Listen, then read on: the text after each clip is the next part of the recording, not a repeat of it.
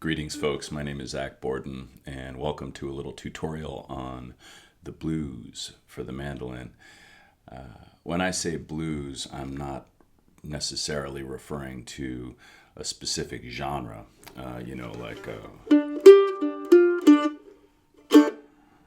what you might be thinking in terms of, Chicago blues and that kind of thing. I'm more talking about this basic language, melodic language.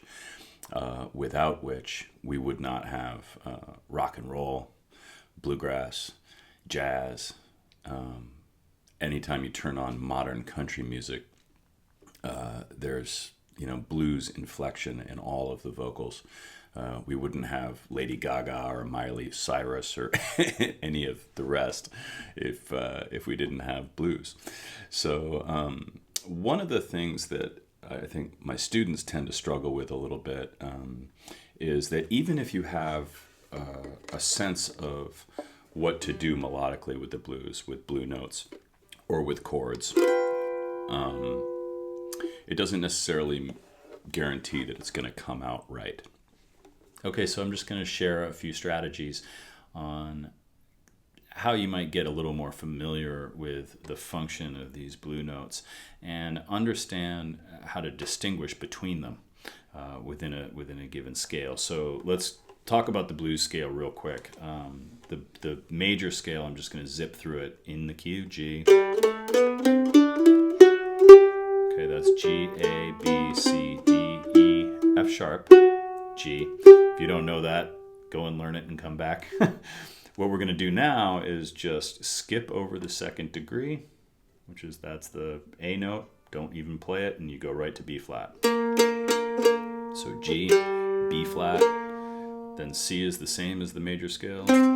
Sharp that by a half step. That'll be the flat 5.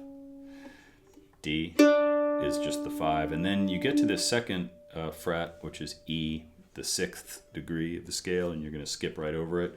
You're going to play the flatted 7th degree, which is an F, not an F sharp now. You won't play the F sharp, and you'll go right to G.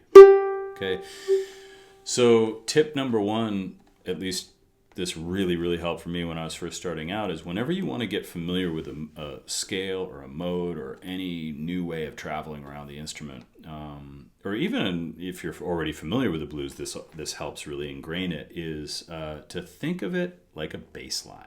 Okay.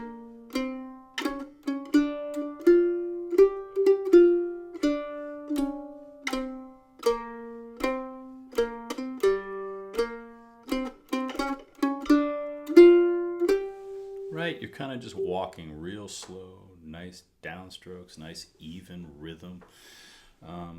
Once you have that, what I recommend is now we're going to manipulate the rhythm only on the notes that we want to become more familiar with, right? So the ones that you really want to listen for are the blue notes, right? Are the flat 3, the flat 5, and the flat 7.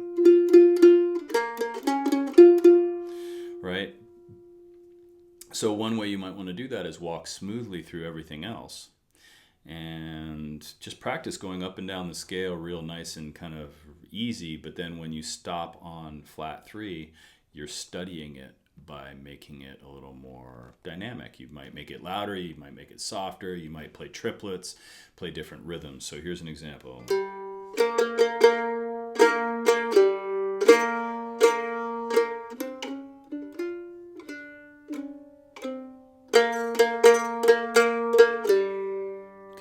So the more you do that, the more obviously you're going to really get familiar with the effect that that note has by itself. If you just kind of really hammer that one note, really become familiar with how it sounds.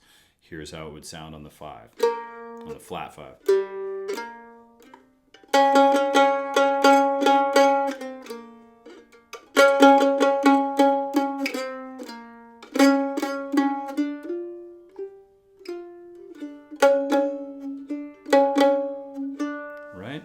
Here's the flat 7.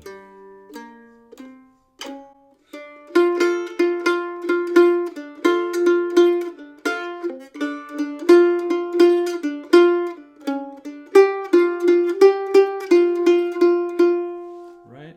Now, notice that this isn't meant to be a brilliant solo here. This is just a way of getting your ear really familiar with how the 7 sounds different from the 3 or the 5, right?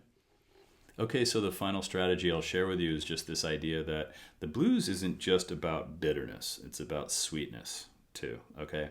So it's not about having lost the girl and having your head down in the gutter and drinking too much. It's about having part of the story be that you were happy once and things were good, and maybe things will be good again, but that's not where you're at. And so that story needs to be told by bringing in the major scale tones and understanding how the blue notes interact with the other notes in the scale.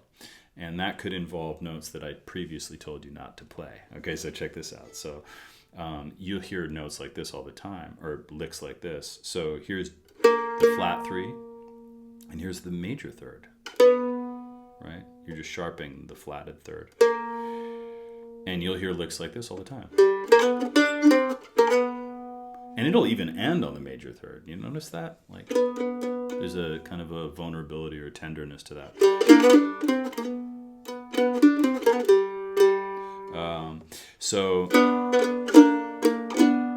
Right? So here's an example of how you might get that kind of feel with the 7. Right? So here's you're hammering that, oh, I'm blue and I'm lonely and I'm hammering that 7, and then you raise it to the major scale tone, and there's that optimism, that sweetness. There's the sweetness and back to the resolve, right?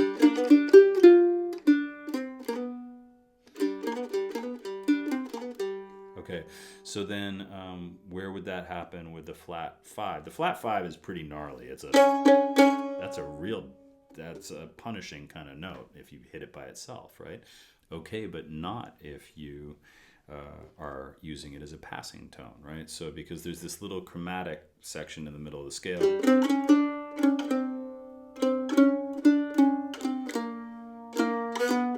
Right, so that's what this is the 5, flat 5, right? And it's just walking to a new place. It's just, you're using that as a stepping stone. So 2 different ways to play it. You can play it square on the head and it sounds really kind of a little brutal, or you can kind of sweeten it up by sliding it into the other notes. I hope this helped. My name is Zach Borden. Stop by my website. I am now accepting Skype students, and drop a line. Thanks very much. We'll see you next time. Bye-bye.